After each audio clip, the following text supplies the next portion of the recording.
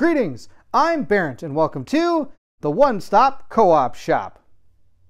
Today we're going to be doing our playthrough of Machina Arcana. This is a game I'm really excited to bring to you. I just got this through Kickstarter. I'm so excited for this game. This is a steampunk-filled dungeon crawler for 1 to 4 players built in the world of the mythos of Cthulhu. So we're going to try to take our 2 survivors, or I guess you could say explorers. I don't know why they're survivors. They could be explorers and survivors at the same time. And we're going to go ahead and take them through our adventure. We're going to try to get through an entire scenario and see if our characters can make it to the end and survive and take out whatever is the monstrosity that is in our first scenario. This video is going to be a setup video. We're going to go ahead and meet our 2 explorers. We're going to go ahead and set up our map. We're going to go through the chapter that we're going to do, and we're also going to set up all the other things that go along with this game so you have an idea of how this game is set up. Then we're going to begin playing Machina Arcana. So to start the game, we have to go ahead and choose a scenario. We are going to do horror in the ice. That's going to be our scenario. So to start the scenario, we're going to go ahead and flip over our first card, which has some really cool graphics up on top here. Look at this picture of this thing. This thing's awesome.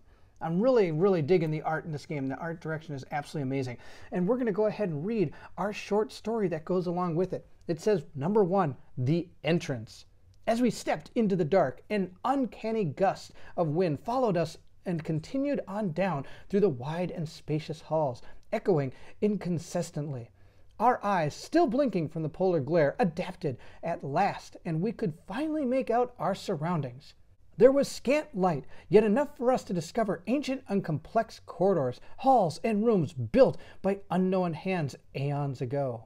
What craft erected those delicate walls and exquisite pillars that rose above the precisely detailed flooring of stone slabs beneath our feet?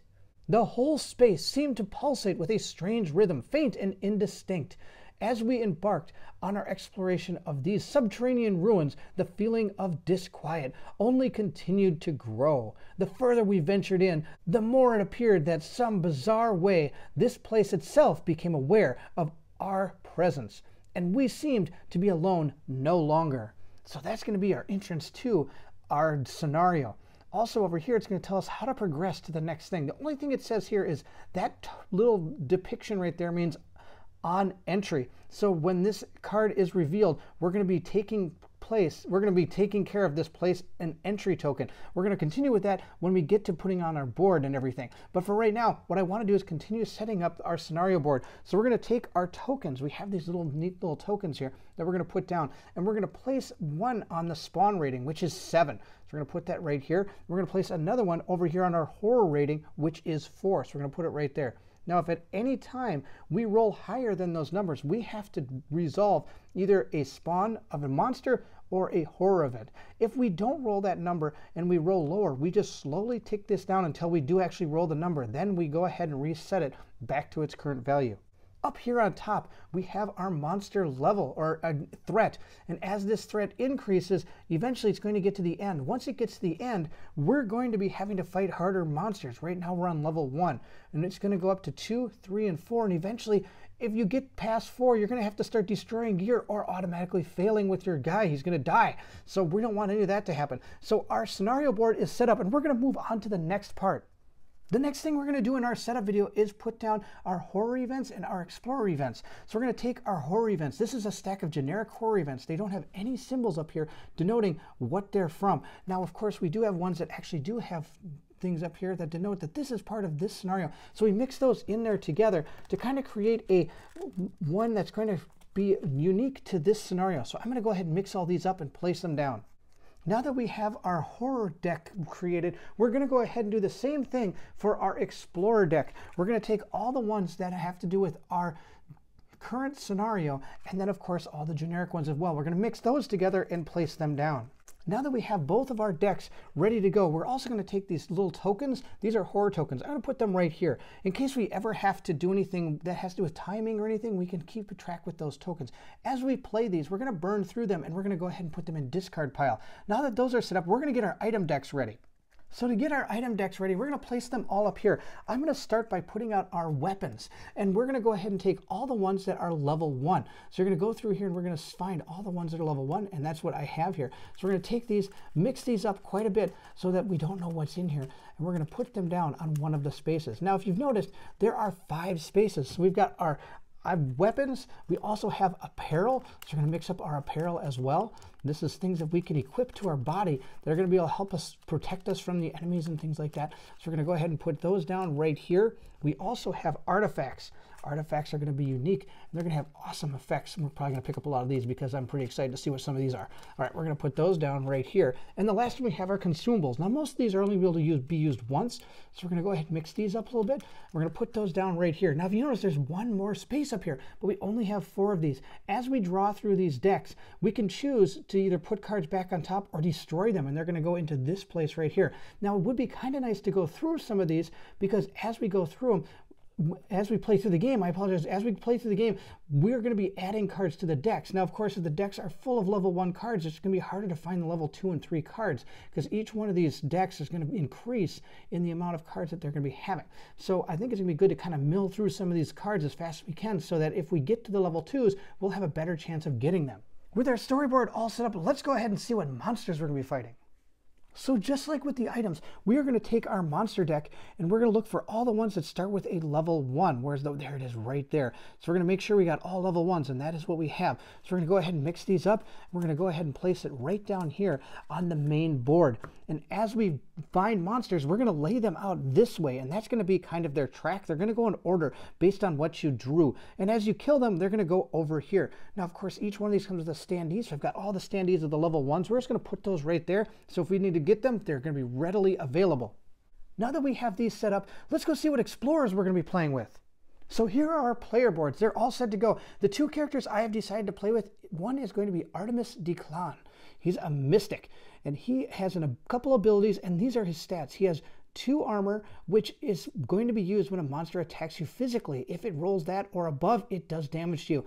Willpower, where if it attacks you through like arcane abilities or something, or it tells us to roll our will, if it rolls that or above, then they damage us that way. This is the amount of essence this character can hold as it goes through the game. 4 is the health. Once that reaches 0, of course, you are dead. And 6 is the starting stamina you get each turn. And he also has 2 abilities here. One is attack, arcane, reduce the attack roll by 1 this round. So he can do this, and it attacks with just this small dice, but it costs 2 stamina, and you have to have a range of 2. Now, this is another thing he can do. He can use 2 stamina and 1 essence, and make sure you're within 2 range to move up just 2 spaces. Those are his abilities that he has just for being this guy. We're going to put him right down here. The next person we have is our gunman, Jesse Morneau. He can use 2 stamina and 3 range to attack with a small dice, and he can reduce the range by 1 this round. He is also able to increase the range of your weapons, your ranged abilities by 1. So that's pretty good. That's just a passive ability that's always happening. Now, he's a little bit better with his armor, but not as good with will. So, but he can only have 5 essence as he plays through, but he starts with 5 health, and he can have 6 stamina. So we're going to put both those guys down on their little boards here, and then we have these neat little markers that we're going to go ahead and put down. So he starts with 6 there. He always starts with 0 essence, and then he has 4 health. So we're going to go, oops, I got a couple of health things here. Where's the essence one? Here it is. It's right here. This is the essence one. We're going to put that down right there. And we're going to do the same thing for good old Jesse up here. Jesse's going to have 5 health to start with. And he's also going to gain 6 stamina, and he starts with 0 essence. But we're going to be collecting that during the game. It's a really powerful stat to be able to gain some of these essence. Essence is really good. All right, our characters are all set up. Actually, there's still one more thing I have to do. I have to give them these 3 tokens. Similar to the horror tokens over there, we're going to be giving our characters each tokens as well. So if there's things I have to denote, I have these readily available to place on the different like cards or on the map or something. So there, now our characters are ready to go. Let's go on to the next part of the setup. So now we're going to go ahead and create our map for this adventure. And the way we do that is a super unique system. We're going to take all of these map tiles. Now, of course, there could be an end game tile. You're going to take that out. You're not going to use that when you set this up. And you're just going to mix these up a little bit. You're going to mix them up so that they completely are different. You can flip some of them over. You can take some from over here, flip them that way. It's going to be an absolutely unique system. This is the cool thing about this game. As you play through this game, you'll never need to be worried about playing the same adventure twice. Even though you're playing the same scenario, you might play on a completely different set of map tiles. So the game can be played over and over and have a different outcome. Now that we have our map tiles all mixed up, we're going to take the bottom one and place it out there. Oh my, look at that tile. All right, there's a few things I want to mention in this tile. So let's take a look at all these tile things here. Number one, we have our spawn points. These are where the monsters are going to come out. There's usually 2 spawn points on each map tile. Also, we're going to go ahead and see this one right here. This is a trap activation tile here. It'll activate the trap that's going to affect all these different tiles that have little grates on them. The next thing we have are some treasure chests. We can use these to gain items. Also on this map, we have some things down here at the bottom. This is going to be this one is our workbench. This workbench, we're going to be able to do some really cool things that we can get new items and we can even equip them straight away from there. Also, we have a few other things on here. We've got this recharge station right here. We're able to roll some dice to gain back health or some stamina if we go ahead and use that one. Now also you're going to see there's some walls and doors. You can use actions to close doors. All the doors on the map, unless stated otherwise, are always going to be starting open. That's what they're going to be. Now, of course, we have down here event spaces. You can activate these to gain some event cards. Those blue cards that we set out earlier, they're going to be beneficial to our adventurers. Also on this space, if you use these, you're going to be able to gain essence, which is also really good. You can also get an essence from using a chest as well. Now, in the middle here, this is going to be our chapter space. Some chapters, in order to advance, you have to activate this chapter space. And that's probably going to be what we have to do in this one, because I noticed on the card it didn't have anything we had to do. So to activate this, we have to spend 3 stamina and also 3 essence in order to go ahead and activate this chapter space. So that is going to probably be our main objective. The only other thing on this map that I haven't shown you yet is this down here. This is where we're going to be placing our entry tile according to our scenario card. So we're going to place it down like this so that we're going to be moving in that direction. I think it'll just be easier. So our adventurers are going to be placed out here and we're going to be ready to go. So according to our scenario, we're going to place an entry token. So that's going to be what we do next. So moving back over here, we're going to place our entry token right where this is. We're going to place that there, and then we get to put our survivors either on or adjacent to it. I think we're going to put them just like that.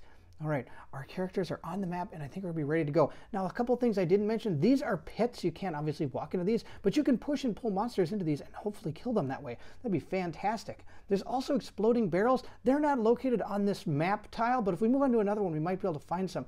Also, there's some rubble, and that's also in here as well, and there's some stairs and things like that, but most of the stuff I was able to cover when we looked at the map tile. As we move through this, if there's things I need to talk about, I'd be more than happy to explain what they are. And that's our setup video for Machina Arcana. In the next video, we're going to begin our playthrough. I hope you're excited because I am. We're going to be able to take our 2 explorers, Artemis and Jesse, through the scenario that we have chosen.